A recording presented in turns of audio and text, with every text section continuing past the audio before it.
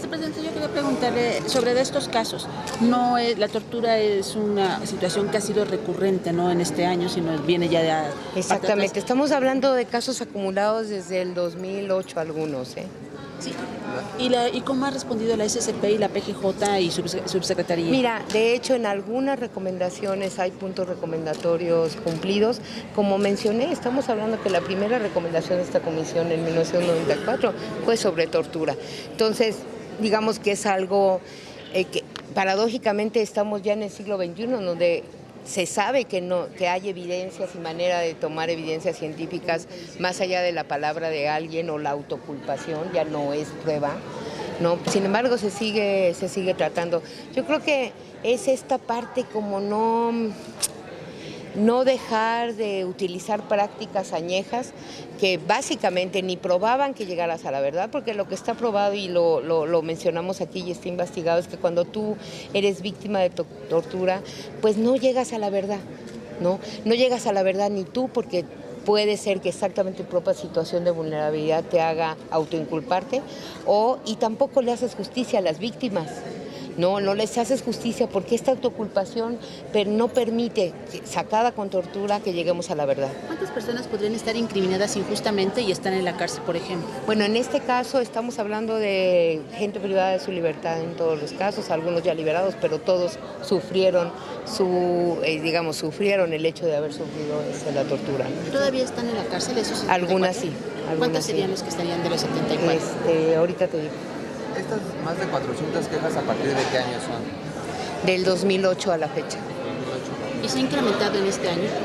No, es decir, digamos que no es ni sube ni baja. Lo peor de todo es que no tendríamos que tener ningún caso.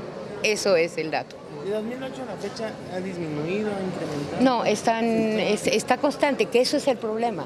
El problema es que está la ley, el problema que ya está el mandatado, el problema es que hay protocolos y el problema es que seguimos usándolo. Entonces, ¿todos los casos son del sistema penitenciario? No. Digamos, algunos se da la tortura en el sistema penitenciario, en otros se da la tortura en términos de la impunidad, en otros se da la tortura cuando te arrestan, ¿no? Están diferenciados. Por eso intentamos hacer del bloque, separarlo, porque la comisión había estado emitiendo recomendaciones en bloque con muchos casos y no se entendían estas particularidades. Yo creo que ahorita lo que resalta, por ejemplo, es que no se habían documentado específicamente para que se visibilizaran lo que es la violencia sexual con fines de tortura.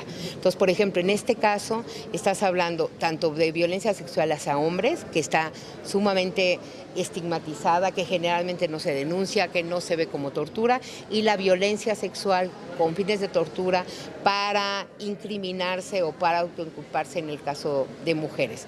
Esto en el caso de hombres se da en los centros penitenciarios, en el caso de mujeres no se da, se da en el momento de que las detienen o de que están presentando sus declaraciones. ¿Cuántos centros son? Los centros están está documentado centro por centro en la propia recomendación. ¿Cuántos casos de tortura de hombres han recibido ustedes? En este caso estamos documentando 17 casos. De los 74. ¿Cuántos casos son de tortura, de violencia? 15 víctimas. Nacheli, el caso de Marco Antonio, que fue torturado, el joven que fue torturado, ¿qué ha sabido de esta recomendación? Esta recomendación sigue en investigación en la Comisión Nacional de Derechos Humanos. Como saben, la comisión la trayó, entre otras cosas, porque implicaba el Estado de México. Tenemos información de que siguen en investigación. Lo que también sabemos, porque hemos dado seguimiento pues a un muchacho que fue víctima de violación y nosotros también lo documentamos. Ya regresó Marco a la escuela, está haciendo, digamos, con medidas cautelares que le está proporcionando el gobierno de la ciudad, y pues ya está tomando sus clases y esperemos que resuelve la comisión, ¿Qué pasa con los policías involucrados?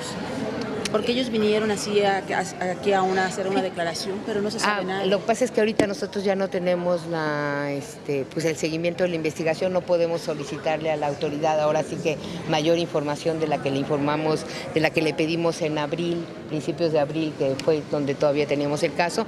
En ese entonces estos compañeros seguían en investigación en interno y no se sabía qué iba a pasar.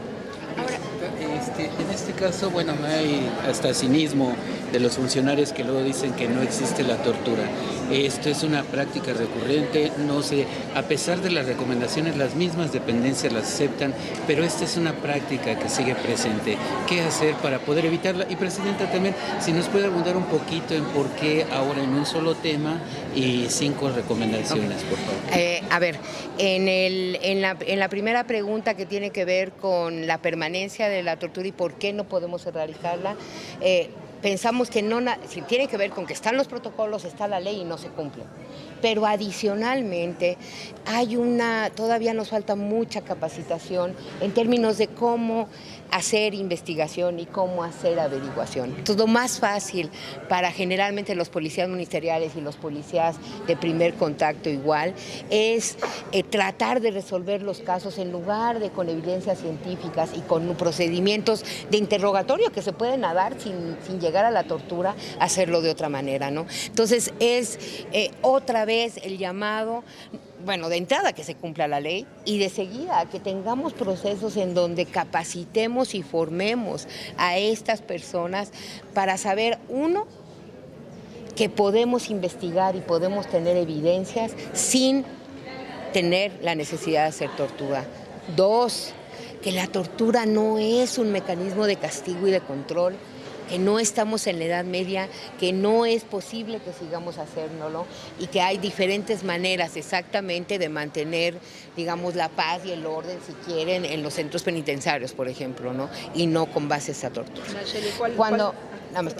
¿Cuáles son y por qué dividimos en 5? A ver, estamos hablando de 112 víctimas indirectas y directas, 74 de ellas víctimas directas. Lo que había venido pasando en este tipo de recomendaciones es que se juntaban todos los tipos de tortura. Aquí lo que estamos evidenciando son la tortura en diferentes, digamos, elementos. El primero y una de las recomendaciones es señalar que relacionado con el ejercicio de la tortura hay una alta impunidad, ¿no? Hay una impunidad en la investigación, hay impunidad en términos de quien ejerce la tortura hacia las personas y hay impunidad hasta en el sentido de que estas investigaciones que se basan en tortura no nos llevan a la verdad y por lo tanto también hay impunidad en esa parte. Entonces señalamos una. La otra tiene que ver con esto que les decía de violencia sexual con fines de tortura para hombres por un lado y para mujeres por el otro lado. No estamos hablando de violaciones, estamos hablando de violencia textual, la simple amenaza, ¿no?, de que te van a hacer y que con eso te están torturando, que se den hombres y que tienen ciertas características además muy estigmatizadas y también se den mujeres y que también es importante separar para que se vean, ¿no? La otra vez más, es pronunciarnos en otra recomendación específica de centros penitenciarios, que en los centros penitenciarios, en la vida cotidiana, aún de los centros penitenciarios, se sigue utilizando la tortura con muchos fines, ya no nada más de autoocuparse o del proceso, sino también de la vida cotidiana de los centros penitenciarios. Y la última tiene que ver con el primer contacto con los policías, es decir, en el momento que hay detenciones arbitrarias, detenciones que se dan y que en el mismo momento, ustedes lo saben, están ahora sí que en la patrulla y están torturando. ¿Para qué? Para llegando al ministerio o a los jueces, pues ya tener, según esto, una declaración de culpabilidad, ¿no? Entonces, eso nos separa y creo que nos separa para poder, de entrada, visibilizar que la tortura hoy tiene varias facetas y tiene varios impactos y es importante para nosotros en términos de violación a derechos humanos señalarlos, pero también para que las autoridades puedan cumplir en la lógica de lo que cada una deviene las recomendaciones que estamos proporcionando. ¿Cómo se va a poder evitar que las personas que sí son culpables no recurran a este acto de denunciar que sufrieron tortura cuando a lo mejor no lo están haciendo? A ver, nosotros no somos parte jurisdiccional, las investigaciones relacionadas con los delitos que competan tienen que seguir el curso, no en el orden de la Comisión de Derechos Humanos. Lo que nosotros hacemos es señalar que hay una violación al debido proceso y hay una violación, por lo tanto, a los derechos humanos. La parte que las personas hagan, uso en términos de lo jurisdiccional no es parte de lo que nosotros analizamos. Lo que nosotros volvemos a reiterar, y eso es importante, el hecho de que en esta ciudad, y no nada más en esta ciudad, sino en este país, se vuelva a decir fuerte y claro, la tortura no es aceptable en ningún caso, porque además en estos casos de la verdad tampoco nos lleva a la verdad. A nivel nacional, ¿cómo estamos ubicados en materia de tortura? Tenemos más o menos la media, no hay algo que digas que tiene más o menos en términos de porcentaje. Hay una práctica generalizada en el país que tiene que ver con esto. Quizá lo que te puedo decir es que nosotros tenemos ciertos actores del Estado que la practican, que aquí no la practican. Por ejemplo, no sé, hay denuncias contra militares, contra esas fuerzas que nosotros no tenemos en la ciudad y que por lo tanto no tenemos reportadas, ¿no? Hay reuniones con el secretario, bueno, va a haber una reunión con el secretario de Seguridad Pública que se comprometió pues a cumplir derechos humanos y pues desde que llegó pues ha tenido sigue habiendo esta situación. Son procesos y sí, seguimos en contacto y seguimos con reuniones. ¿Con el procurador se ha reunido? Sí, también. Pero la relación con ellos es de manera constante, pero a ver, quiero que entiendan, son varios caminos. Nosotros tenemos la recomendación cuando estamos ya, investigamos y en casos como este, pues es una violación grave a derechos humanos y pues se tiene que emitir lo que es la fuerza de la recomendación porque así nos los mandatan. O sea, ni siquiera podemos decir que no, nuestra ley y lo que nosotros, para lo que nosotros trabajamos mandata que ante documentado este tipo de violación, nosotros tenemos que recomendar, porque esa es la más alta. ¿Cuál es el papel de los jueces? Porque no hay una respuesta. En este caso, dado lo que nosotros documentamos, lo que estamos estableciendo es que el tribunal, en 3 de las recomendaciones, es instancia colaboradora. No recomendaba, colaboradora, y eso es lo que vamos a hacer. Vamos a decir, reafirmar que también en los tribunales hay una circular en donde se vuelve a reiterar que sí hay que dar vista en el caso de tortura en cualquier tipo de investigación y también el que se incorpore el protocolo de Estambul que practica la Comisión y de la cual es altamente demandada y solicitada por nuestra experiencia, sea incorporado en las pruebas cuando se está investigando, entre otras cosas. ¿Y no habría otra herramienta?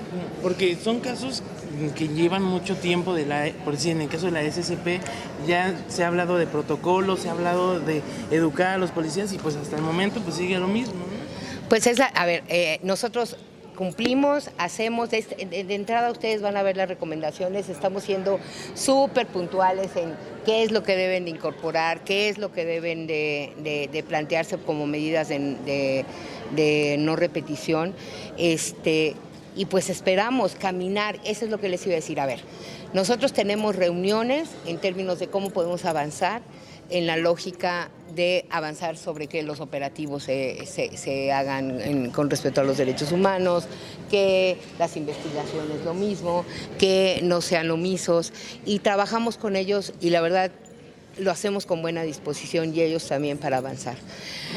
Después tenemos, eso no quita nuestra tarea de básicamente ser vigilantes del cumplimiento de derechos. Y estamos conscientes que hay procesos. Lo que nosotros con por ejemplo, este tipo de presentación estamos impulsando es que se vean patrones.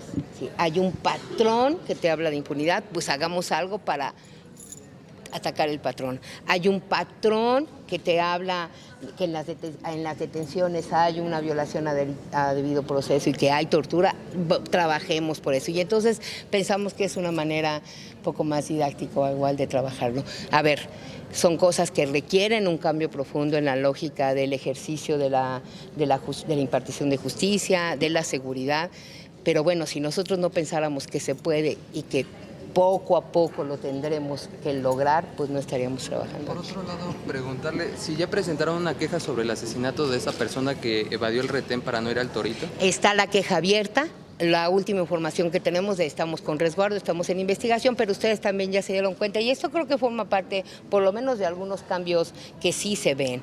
O sea, en otro momento, y lo platicaban en el caso de Marco, no sabemos qué pasó con los policías, que por lo menos estaba probado que habían hecho una detención arbitraria con un probable uso de tortura y digamos, de uso excesivo de la fuerza.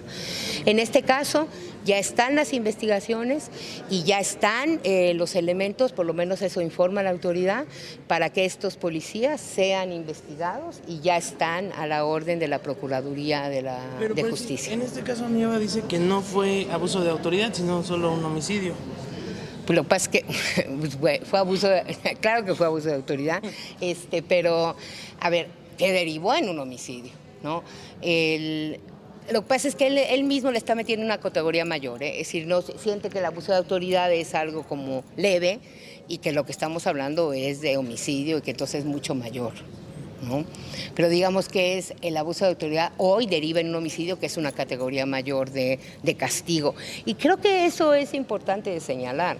Es decir, finalmente, a menos de una semana de los hechos, se sabe, se hicieron las periciales que tenían que hacerse, ¿no? Inicialmente, si ustedes se acuerdan, se decía que había drogas, que el muchacho había disparado y eso. Y bueno, se hicieron las periciales, se investigó con las herramientas que tenemos. De entrada se hizo el examen de Renzo, no salió positivo más que en los policías y pues ahí se descartan los dichos. Volvemos al materia de esta recomendación. Los dichos, que son lo que más respalda lo que genera la tortura, porque la tortura lo que genera es un dicho. Cierto o falso genera un dicho. Los dichos no pueden estar libres en el ejercicio de la justicia, tienen que tener evidencias y por lo tanto pues la tortura no sirve. ¿Qué hubo abuso de autoridad también en el caso de Marco? ¿No van a hacer ninguno de ustedes ninguna recomendación? Nosotros no tenemos ya el caso, lo tiene la Nacional, estamos esperando y parece ser que todo va en camino a que ellos ya van a igual a emitir la recomendación. ¿Perdón? De entrada porque estaba el Estado de México involucrado y entonces hay una parte legal que dice que cuando hay más de un Estado, quien entra es la Nacional, la concurrencia es de la Nacional. La Policía Federal dijo que ellos ya no podían estar cuidándolo, bueno, no lo pudieron cuidar cuando su regreso de clases porque no se les permitió la entrada a la universidad. ¿Esta situación no también vulnera su seguridad? Yo me imagino que esto fue a solicitud de los padres y de la madre y del propio Marco, que por cierto el 18 de julio ya cumplió 18 años, ¿no? Y que bueno, ellos determinan del por qué requieren ese tipo de seguridad, ¿no? Yo ahí no emitiría ninguna opinión, no sé si alguna razón tendrán para pedirla. Y bueno, sí, lo que sí apoyo es la posición de la UNAM, ¿no? La UNAM tiene sus medidas de seguridad. Hay un planteamiento que hemos discutido mucho que tiene que ver con la autonomía, ¿no? Y ellos, en el momento que no dejan entrar a fuerzas armadas o a policías, lo que están es preservando su autonomía y preservando también que si le pasa algo a Marco adentro de la escuela es responsabilidad de la UNAM. Y ellos se hacen cargo y por lo tanto lo cuidarán bien, me supongo. Pregúntale también qué ha pasado con las recomendaciones respecto a las ejecuciones arbitrarias. La policía preventiva tiene más del 50% de los señalamientos de la Comisión de Derechos Humanos. ¿Qué ha pasado con esas recomendaciones? Pues seguimos en algunos puntos recomendatorios han cumplido. Nosotros ya terminando esta parte les vamos a tener una información de un informe completo sobre cómo vamos en las recomendaciones históricamente, ¿no? Y qué es lo que vamos a hacer al respecto con relación de cuáles han sido, digamos, las mayores violaciones que no han tenido respuesta de la autoridad. Y nada más, ¿cuántos días tiene? 15 días para poder atenderla. Bueno, aceptarla primero y después ya hacer los planes. Muchísimas gracias. No, gracias por estar aquí, queridos.